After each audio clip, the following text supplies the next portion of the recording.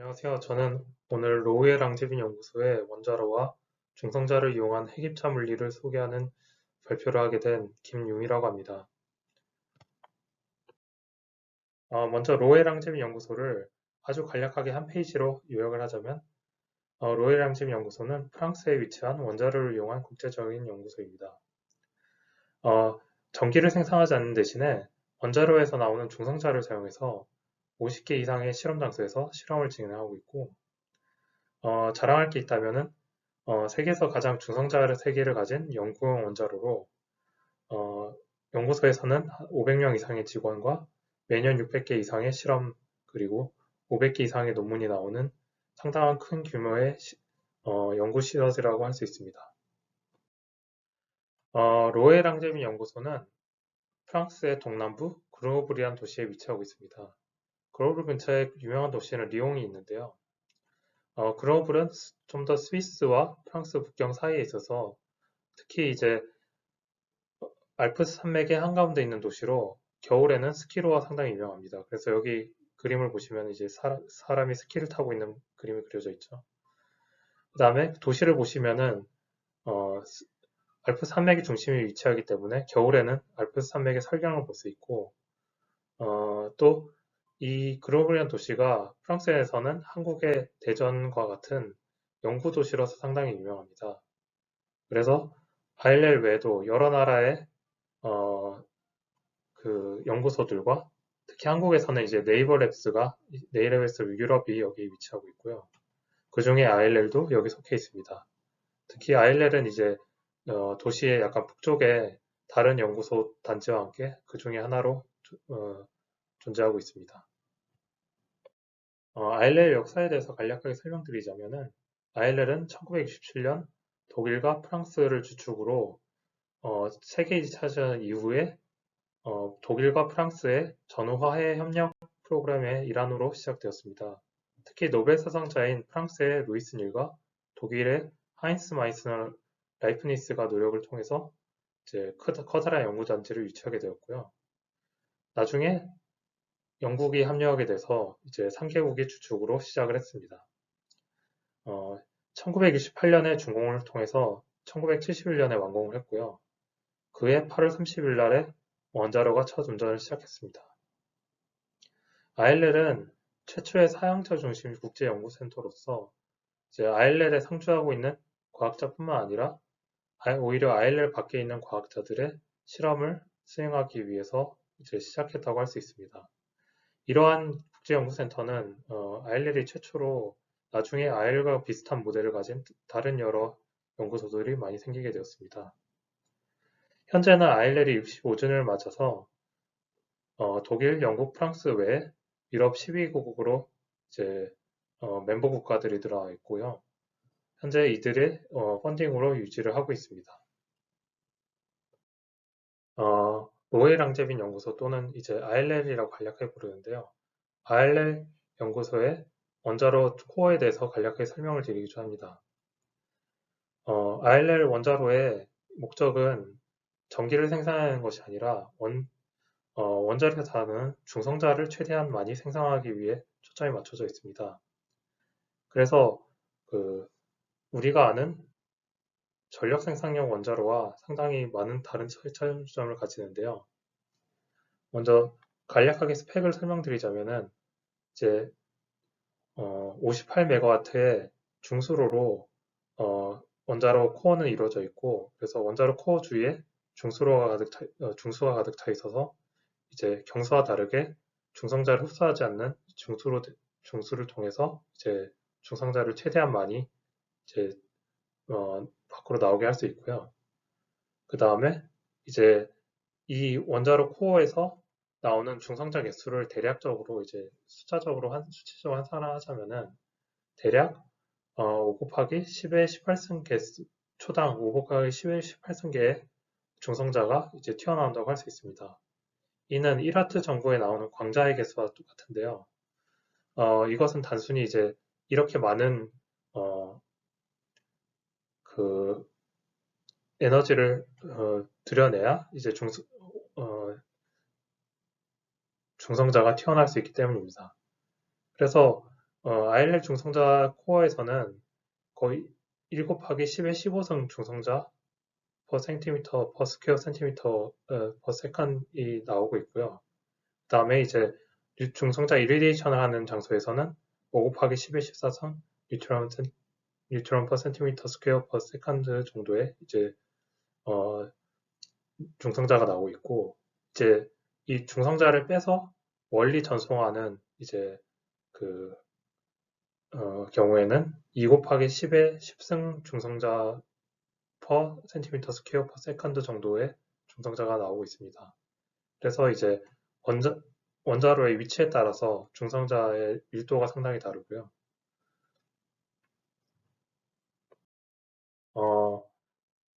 ILL 원자로의 경우에는 원래는 이제 도심과 상당히 좀 멀었지만은 현재는 도심과 굉장히 가까워져 있습니다. 그래서 2중, 3중에 이제 안전 대책이 세워져 있는데요. 특히 가장 큰 것으로는 이제 2중에 콘크리트와 철 방호벽이 있습니다. 그래서 원자로 밖으로는 아무것도 새어나가지 못하게 이제 40cm 콘크리트 벽이 있고, 그 밖에 또 철로 된 11mm 철로 된 벽이 또 하나 있습니다. 그래서 원자로 안과 밖을 이제 나누고 있고요. 또 원자로의 경우에는 저압을 유지하고 있어서 원자로 안에 있는 공기가 밖으로 빠져나가지 못하도록, 혹시나 이제 방사능 물질이 밖으로 빠져나가지 않도록 되어 있고요. 또 원자로 안에 있는 공기는 이제 필터를 통해서 모든 게 다 걸러져서 밖으로 방출되게 되었습니다. 또 원자로 내에 냉각수와 수조가 있어서 이제 실제 코어를 식히는 데 필요한 것보다 훨씬 많은 냉각수가 이제 코어를 둘러싸고 있습니다. 그래서 만약에 코어 온도가 올라가더라도 멜트다운으로는 연결되지 않도록 되어 있고, 만약에 이 코어 수조가 새더라도 이제 그 원자로 안에 이제 다른 수조가 이렇게 여분으로 존재해서 이제 필요한 코어에 이제 냉각을 진행할 수 있습니다. 또한 원자로 밖에 이제 커다란 강이 흐르기 때문에 이것이 실패하더라도 원자로 밖에 있는 이제 그 물을 보충해서 채울 수 있도록 되어 있습니다. 또한 여러 안정장치가 2중, 3중 또한 그리고 그 백업까지 되어 있는 상당히 안전한 구조로 되어 있기 때문에 안전에는 상당히 큰 공을 들이고 있습니다. 또한 최악의 멜트다운 및 방사능 유출 상황을 가정할 경우에도 일단 원자로 코어 자체가 굉장히 작기 때문에 이 모든 게 다 부서진다고 해도 1km 안에 3mSv 또는 2km 안에는 0.9mSv 정도의 방사능 유출을 가장 최악의 경우에도 예상하고 있습니다. 이 수준은 이제 전신 CT를 받거나 아니면 1년간 자연 방사선을 받는 정도의 양에 미치지 못하기 때문에 이제 원자로 밖에 이제 도심에 미치는 영향은 거의 없다고 할 수 있을 정도로 미미합니다. 우리가 흔히 주위에 이제 접하는 발전소용 원자로의 경우에는 이제 최대한 많은 전기를 이제 경제적으로 효율적으로 생산하는 데 초점이 맞춰져 있습니다. 그래서 이제 고농축 우라늄 같이 아주 많은 단계를 필요로 한 우라늄보다는 저농축 우라늄 또는 이제 어떤 중수로해 같은 경우에는 이제 아예 농축이 필요 없는 우라늄을 연료로 사용하게 됩니다. 그리고 최대한 많은 전기를 생성해야 되기 때문에 또한 이제 이 연료를 최대한 적게 이제 교환하면서 사용을 해야 되기 때문에 한 번에 연료봉이 굉장히 많이 들어가게 됩니다. 또한 이제 그만큼 사이즈도 커지게 되고, 그래서 예를 들어서 이제 우리나라에 사용되고 있는 APR100 같은 경우에는 코어 무게가 한 450톤 정도 되고, 이제 넓이와 높이도 굉장히 큰 형태를 가지고 있습니다. 그리고 최대한 열 교환이 효율적으로 일어나야 되기 때문에 고온과 고압으로 이제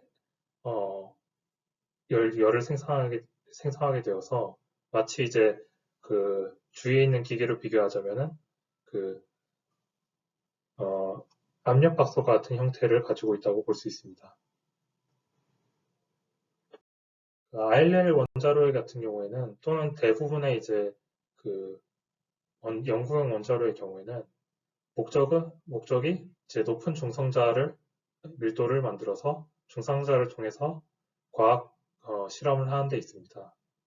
그래서 최대한 작은 사이즈의 가벼운 코어 무게를 가질 수 있도록 이제 안전을 위해서도 그렇게 설계가 돼 있고 또 이제 그 전기 생산용 원자로와 다르게 고온과 고압이 필요가 없습니다. 왜냐하면 열 교환을 해서 전기를 생산하지 않기 때문이죠. 그래서 ILL 원자로 같은 경우에는 거의 사람 체온과 같은 30도에서 40도 정도의 온도를 가지고 이제 대기압보다 좀 높은 정도의 이제 온도 압력에서 이제 사용하게 됩니다. 또 높은 이제 그 밀도의 중성자를 생성하기 위해서는 전원축 우라늄으로는 부피가 매우 커지기 때문에 이제 그렇게 사용할 수 없고 고농축 우라늄 연료를 플레이트 형태로 뒤에 좀 더 자세하게 보여드리겠습니다만 플레이트 형태로 잘라서 사용하게 됩니다. 특히 이 고농축 연료의 경우에는 이제 대략 10kg 정도가 되는데요. 미국과 러시아의 핵 강축 프로그램에서 일환으로 이제 여기서 폐기되는 핵탄두를 이제 분리해서 여기에 나와 있는 고농축 우라늄을 사용하게 됩니다. 특히 이제 이런 판 형태로 여기 나와 있는 이 판 형태로 여러 개를 펴서 이제 잘라서 사용하게 되는데요. 여기 아래에 그림과 나와 있듯이 이제 알루미늄 판 사이에 이제 우라늄을 끼워서 그 주위를 그 용접을 한 뒤에 이를 밀어서 얇은 판 형태로 만들게 됩니다. 그래서 이를 잘라서 이제 이런 식으로 핀 형태로 만드는데 이런 곡선 형태는 이 사이에 그 냉각을 시킬 수 있는 중수를 최대한 같은 이제 간격으로 여기서 보면 여기 처음부터 안과 끝이 같은 간격으로 이제 중수가 들어가고 나올 수 있도록 이제 설계되어 있습니다. 그래서 이런 고농축 우라늄을 이제 ILL 1년 동안에 사용하게 되는데요. 이 우라늄을 사용한 양이 대략 이제 핵탄두 하나를 이제 1년 동안 사용한다고 볼 수 있습니다. 우리나라에도 이제 ILL과 비슷한 연구용 원자로가 있는데요. 하나로 원자로고 대전 대덕 원자로 연구원에 위치하고 있습니다. 현재는 이제 안전상의 문제 때문에 가동을 못하다가 최근에 이제 가동을 시작했다고 제가 알고 있는데요. ILL 원자로 같은 경우에 하나로 원자로 같은 경우에 ILL 원자로보다는 출력이 대략 절반적으로 작고 이제 이 경우에도 이제 최대한 이제 그 중성자를 많이 생성하기 위해서 경수로 대신 중수로를 사용하고 그 대신 중수로 밖에 이제 우리가 경수로 이용해서 냉각을 하게 됩니다. 하나로 원자로 같은 경우에는 이제 ILL보다 연구기기 개수가 좀 많이 작은 편이고 연료 역시 이제 연료판 대신에 연료봉 형태로 고농축 우라늄 대신 전농축 우라늄을 사용하고 있습니다. 그래서 안전면으로는 오히려 이제 안전면으로는 ILL과 비슷하다고 할 수 있지만은 이제 전원축 우라늄을 사용하기 때문에 이제 원전에 사용하는 전원축 연료를 쓸 수 있어서 어떻게 보면 이제 번영성이 더 높다고 할 수 있습니다. 이제 그 대신 장점으로는 이제 전원축 우라늄을 사용하고 있고 이제 출력도 작기 때문에 중성자 세기가 ILL 원자로보다 대략 3분의 1 정도로 좀 작은 것을 알 수 있습니다. 앞에서 설명드린 이제 원자로를 통해서 나온 중성자들은 여러 가지 실험 기기에 전달이 돼서 실험에 사용되고 있습니다. ILL에선 그동안 65년간의 여러 발전을 통해서 여러 실험 기기들이 추가되어 있는데요.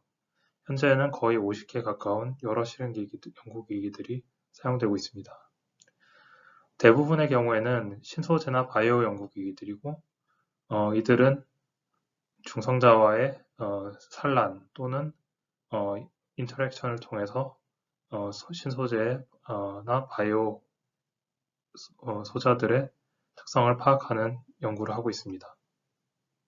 그러니까 중성자를 튕겨내는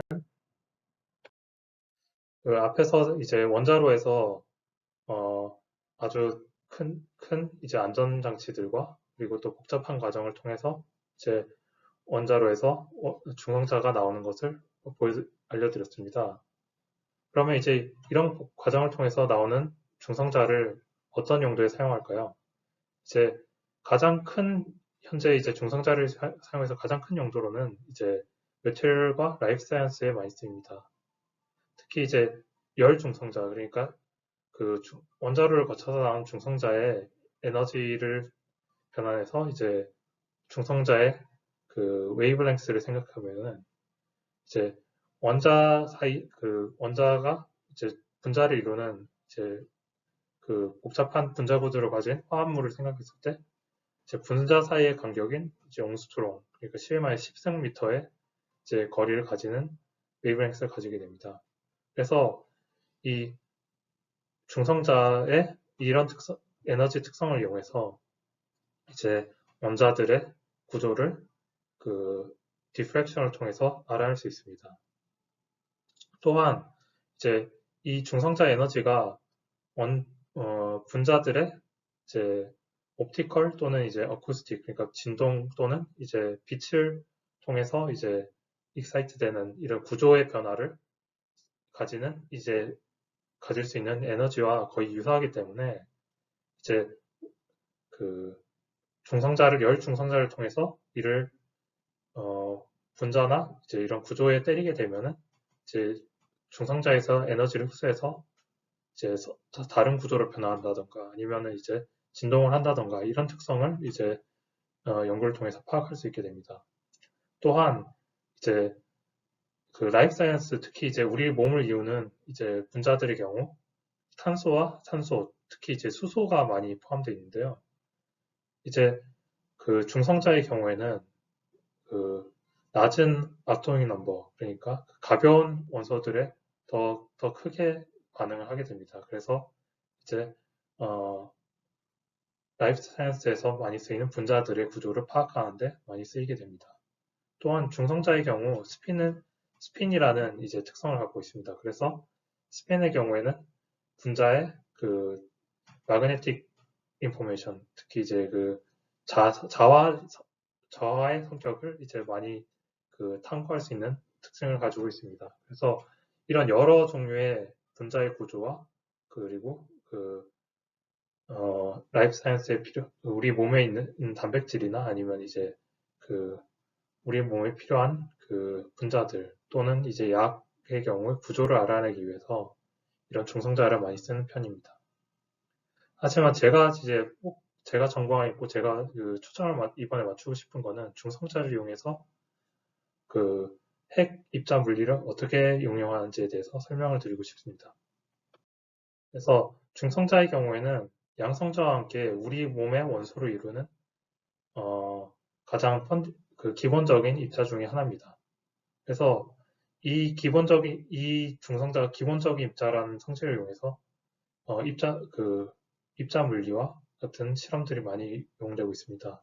또한 중성자의 경우에는 이제 그 전하를 가지고 있지 않기 때문에 핵 반응을 일으키는 아주 중요한 그 요소 중에 하나입니다. 특히 이제 그 핵 분열이나 피션이나 아니면 이제 중성자 캡처 같은 이런 특성들을 이용해서 핵 구조나 또는 이런 핵 반응들의 특성을 이제 파악할 수 있게 됩니다.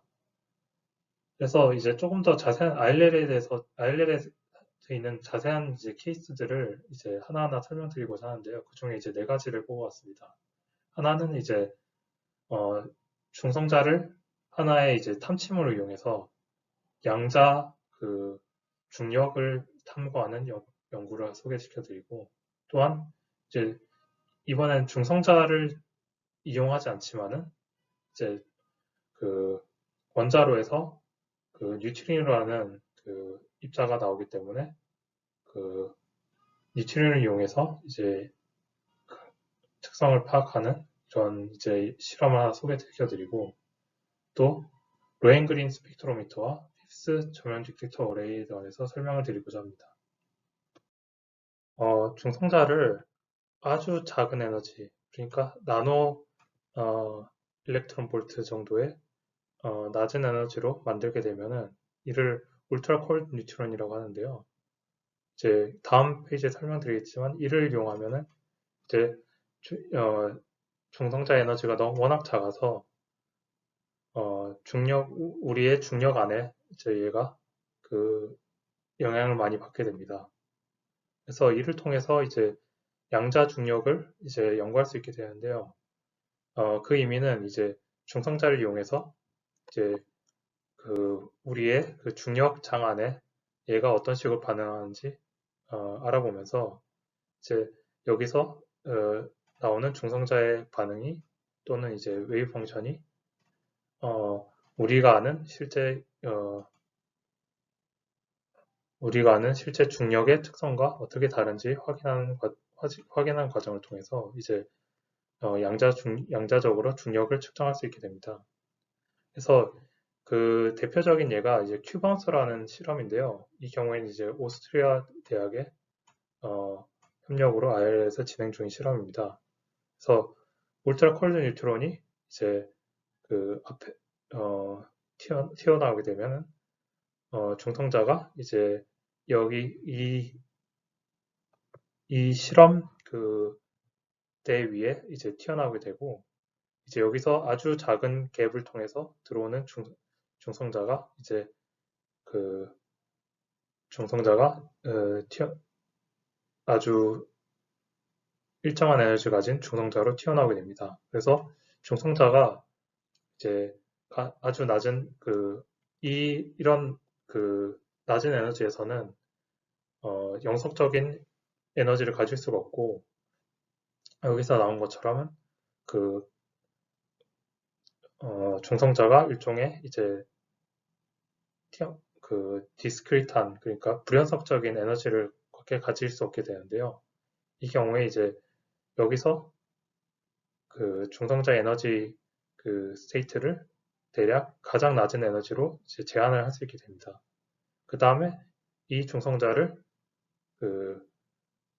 갭이 있는 이런 이제 바닥에 다시 내놓게 되면은 이제 우리가 클래시컬하게는 얘가 중성자가 이렇게 통통 튀면서 나가는 형태를 띠게 되는데, 이 경우에는 이제 위에 있는 여러 다른 중성자의 가질 수 있는 여러 스테이트들이 혼합된 형태로 이제 양자적인 형태로 나타나게 됩니다. 그래서 이를 비교해서 나오는 형태가 이제 이런 식으로 입구에서 튀어나올 때는 이제 중성자의 분포가 이런 양자 웨이브 펑션을 띠게 되고, 나중에 튀어나왔을 때는 이런 식으로 여러 에너지가 섞인 이런 양자적 분포를 가지게 됩니다. 이를 통해서 이제 두 번째 이제 입자물 연구 주제로는 스털링 뉴트리노라는 중성미자의 새로운 특성을, 그러니까 뉴트리노라고 부르는데요. 중성미자의 새로운 특성을 이제 볼 수 있게 됩니다.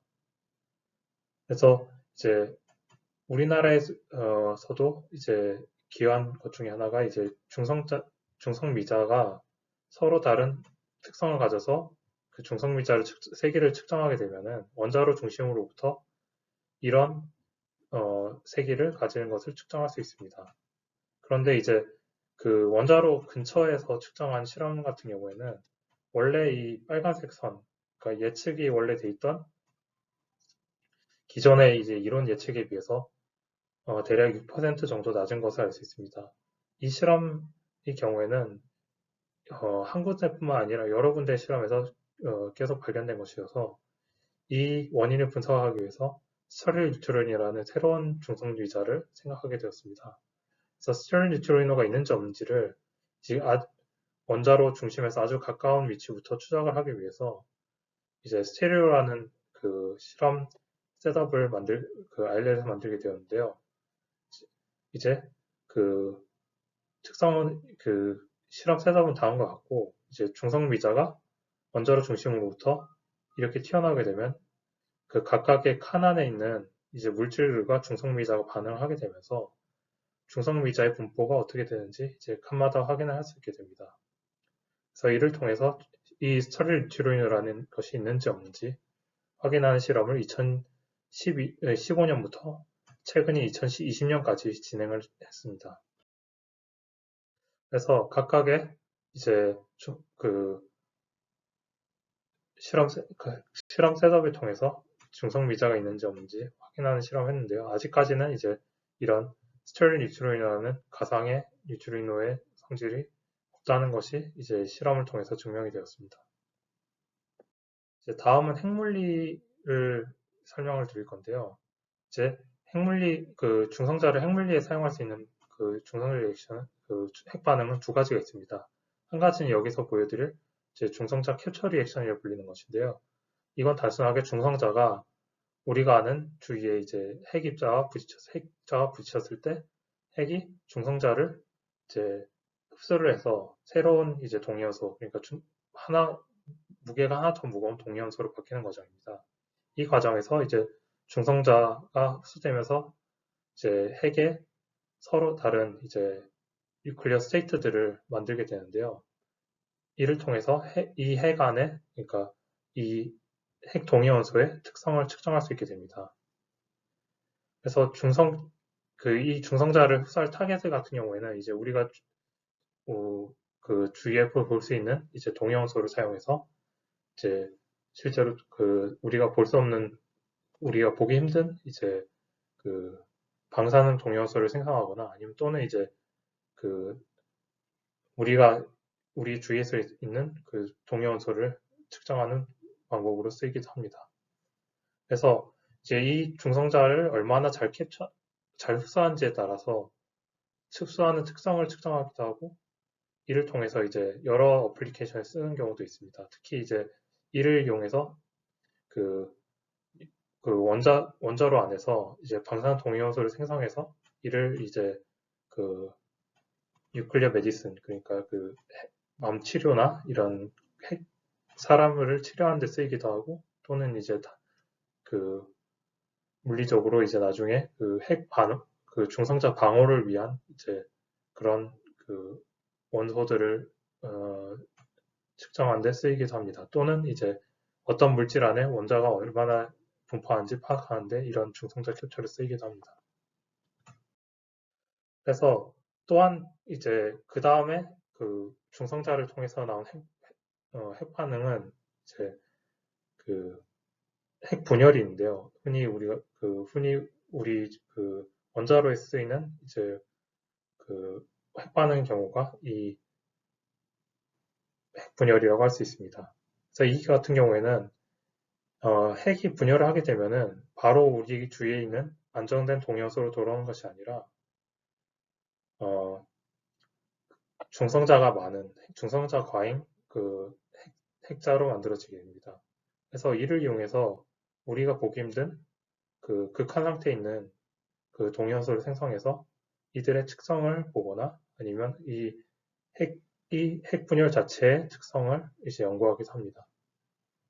이제 이런 핵 반응을 통해서 핵 구조나 핵을 측정하는 핵 연구를 하는 이제 장비 중에 하나가 지금은 이제 그 ILL에서 없어졌지만 감스라는 장비입니다. 이 장비는 원자로 아주 근처에 우리가 원하는 동위원소 타겟을 넣어서 여기서 나오는 감마선을 이용해서, 그러니까 핵자가 중성자를 먹고 이제 그 다시 안전된 상태로 돌아갈 때 이제 감마선이 나오게 되는데, 이 감마선을 아주 미세한 단위로 측정할 수 있는 장비입니다. 특히 세계에서 가장 높은 그 분해능을 가진 장비인데요. 이제 크리스탈을 이용해서 그 크리스탈의 브레이크 스캐터링을 이용해서 이제 이 감마선의 에너지를 측정할 수 있게 됩니다. 그래서 10의 마이너스 6승 분해능을 가지는 아주 높은 레졸루션을 가진 그 장비이고요. 이를 이용해서 아주 짧은 라이프타임을 지내는 그 핵의 그 excited state를 측정할 수 있습니다.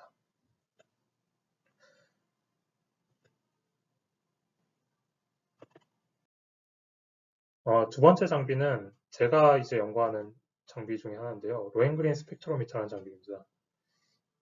아까 전에 보여드렸듯이 그 핵 분열이 일어나게 되면은 여러 동위원소들이 상황에 따라서 이제 확률적으로 만들어지게 되는데요.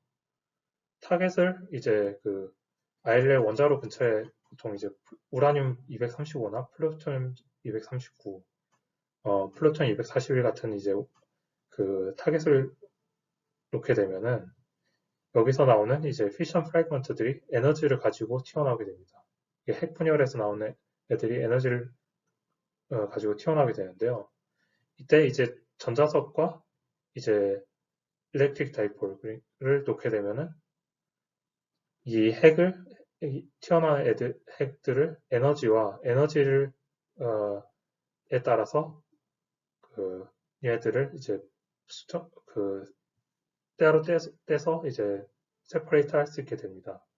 그래서 이를 통해서 이제 맨 마지막에 우리가 원하는 그 핵자를 분리해서 이제 분리해서 맨 마지막에 그 검출기를 놓게 되면 이 우리가 원하는 그 핵자의 특성을 측정할 수 있게 됩니다.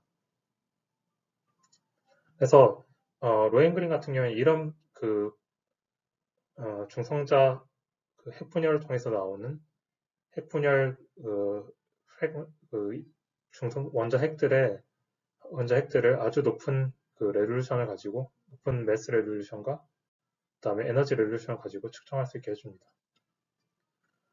그래서 여기서 나오는 이제 원자 핵의 excited state들에 따라서 이제 얘들의 구조를 측정하는 실험을 진행하고 있습니다. 펭귄 스펙트로미터의 그림은 옆에 나온 것과 같은데요.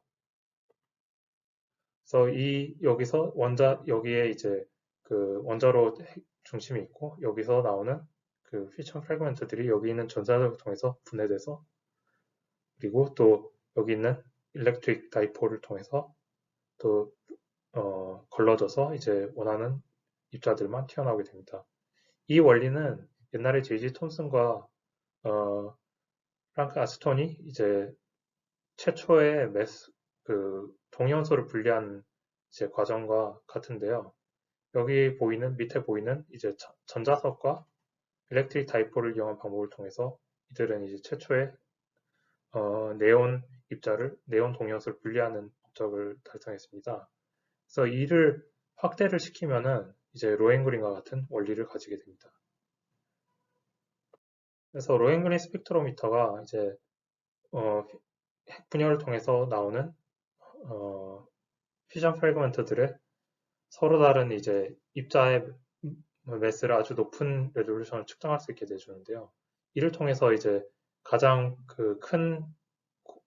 과학에서 가장 큰 공헌을 한 것 중에 하나가 이제 그 피션에서 나오는 그 매스 디스트리뷰션을 측정한 것입니다. 그래서 여기 보시면은 이제 각각의 서로 다른 타겟에 대해서 그 피션의 통해서 나오는 서로 다른 그 매스가 같은 동위원소들의 분포를 볼 수 있는데요.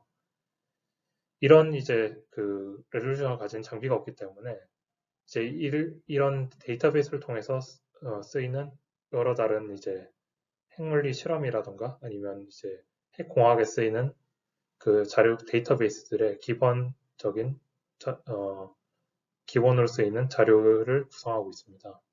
그래서 3, 40년 동안 여러 사람들이 측정을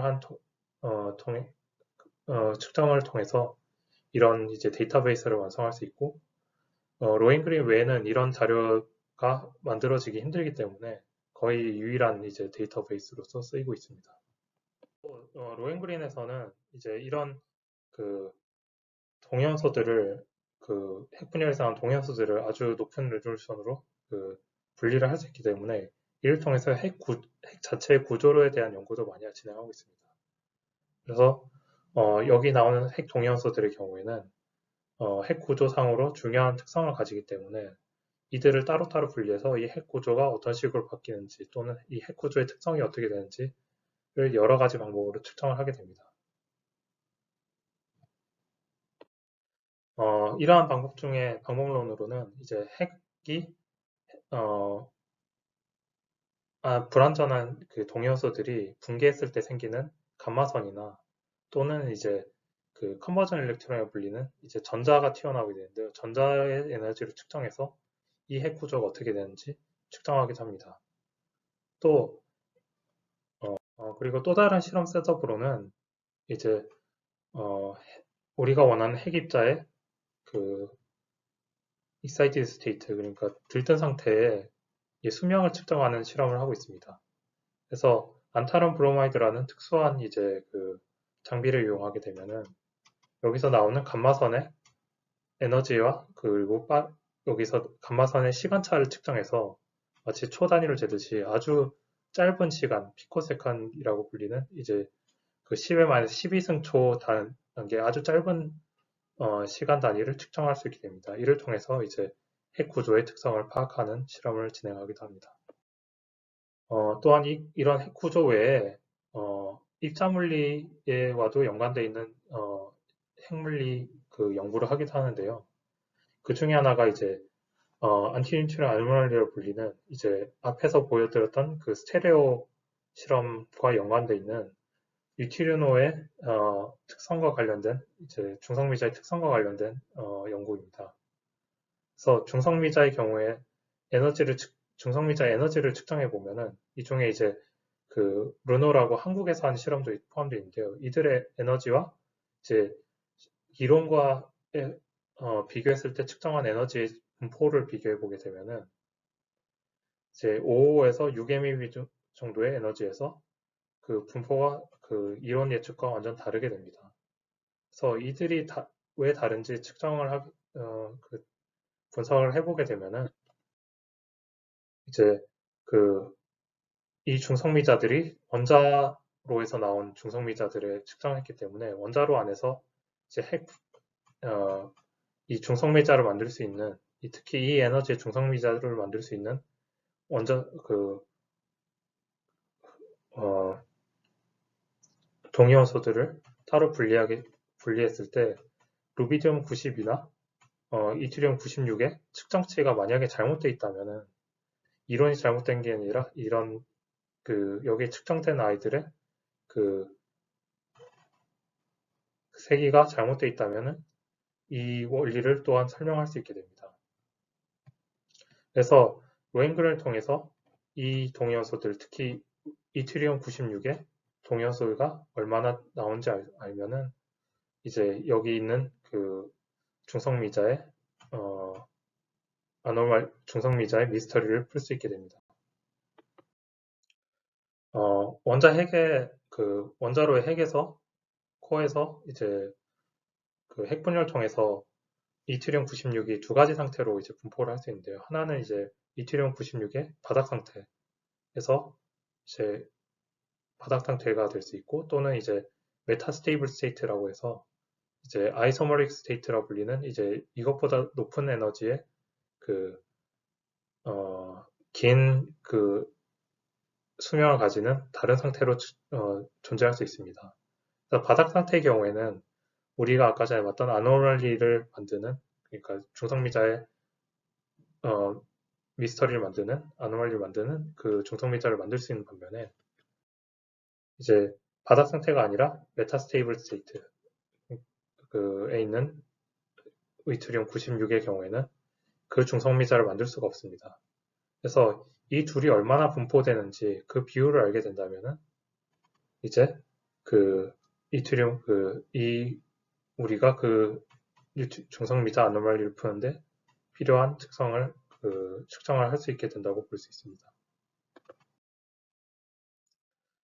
그래서 현재는 중성미자의 96 이트리움과 96 이트리움의 메타스테이블 스테이트의 비율을 알기 위해서 이제 감마선과 그다음에 이제 컨버전 일렉트론, 전자의 에너지를 측정하는 실험을 진행하고 있습니다.